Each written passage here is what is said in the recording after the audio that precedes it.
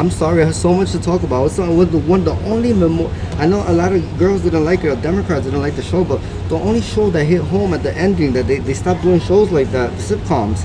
And it was an ending for adults and men and women and everything. A lot of Julie Garden disagrees. Who else disagrees? Ida disagrees. Doña Ida. Who else disagrees? I don't know. Some crazy people disagree. I don't even know.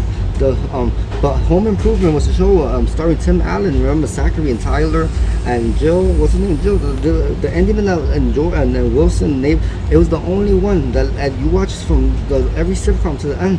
It left your heart a little broken and your soul a little empty. To this day, if you think about the ending of Home Improvement, no, I don't know why they didn't reward and give an award to the sitcom Home Improvement. It was the only sitcom show that ever did that in the history of sitcoms. And they refused to give an award because Tim Allen the writer was a Republican man. We cannot keep living in discrimination, just like I discriminates everybody in this nation. That means that the losers and the cheaters and the thieves and the con artists get rewarded. But that show left a lasting impression in everybody's heart. And at the age of our age, of the millennials and the 80s and the 70s and the 60s, I want to talk about The King of Queens. It was a comedy about a UPS man, and he was hard working, and he used to go hard to work a day, and his wife never loved him. She was gonna end up hunchback. She just likes to use men to take their paycheck. The man downstairs was not her real father. He was her godfather, and it was a neighbor, and she took him in, and she was getting the check, so she used to collect his check. She used to take over his check and everything. And the end, they end up supposedly getting divorced. It's not a show in the show, but this is a story, and that's why they say the King of Queens, because she thinks she's the king of everybody, and she treats them like little bitches. That's the whole title of King of Queens. What Julie Garden does to men, she wants to take all their money and belittle them and humiliate them, and she was the most racist person. She usually used the black people as a pawn. In the show, it was Leah Remedy, a great actress and a comedian, played the girl in the thing. But the guy ended up leaving. The black people work out. No, they broke up, and he ended up with a black girl at the end. That was supposed to be the ending of the show for real, but they cut it short. And then his family was worth 37.1 million, and they were really alive. But anyway, so the father, we'll explain that more later on. I still have to do Friends, and everybody loves Raymond.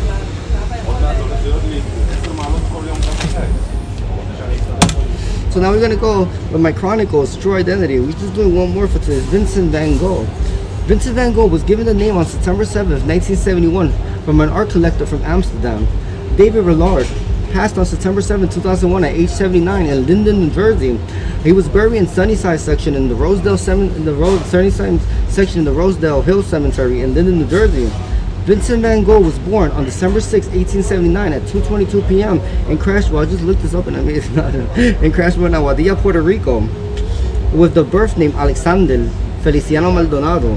His father, Francisco Feliciano Fararucci, born in La Felmina, in Las Piedras, Puerto Rico, and his mother, Angela Maldonado Cortez, born in Virginia Valley, in Juncos, Puerto Rico.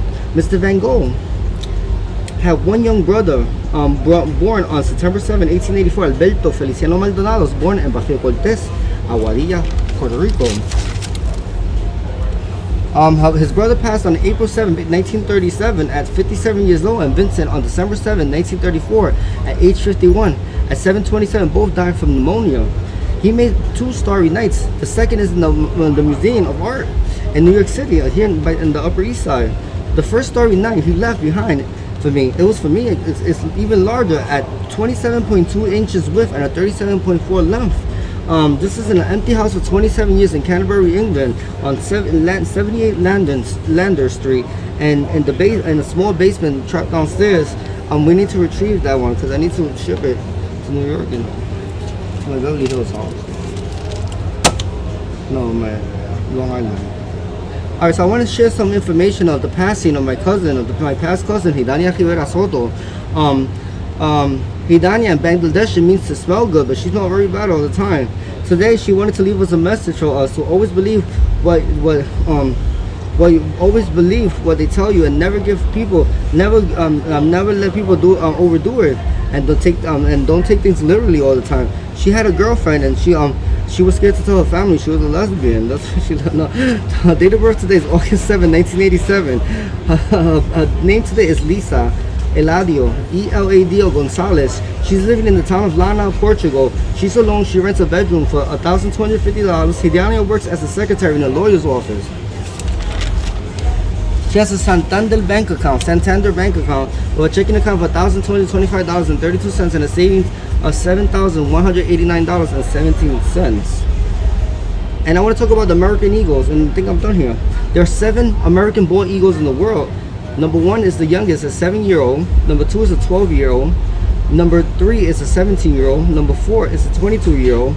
Number 5 is a 27-year-old. Number 4 is a 32-year-old. And the American bald eagle that visits every future Republican president with the blue streak was born on December 8th on the year 927. It's been here since 927. The day I was born, the day after the first baby of the world was born, the first boy, Ricardo Maldonado Feliciano, was born on December 7, 927 in Rome, Italy. And the eagle was born the following day at 12:25 noon in the southern eastern part of northwest town of Pinal del Rio, the country and island of Cuba.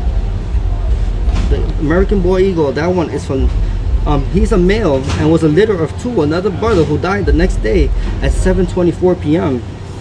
on December 9th.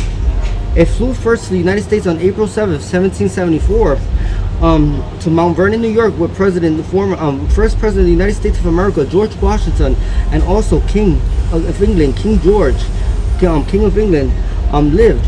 He's never visited a Democrat president, but he still knows they will still become president. But they represent. He only comes to see the ones that represent the right party and the only party of America, the Republican Party, the only and original. Even if the candidate has ties to the royal family, he does not visit them if they're in another party. Republican is an Arabic word. It means repluk. In Castellano, in Portuguese es calonc. In Castellano es calic. In España es dialect. In Español es dialecto.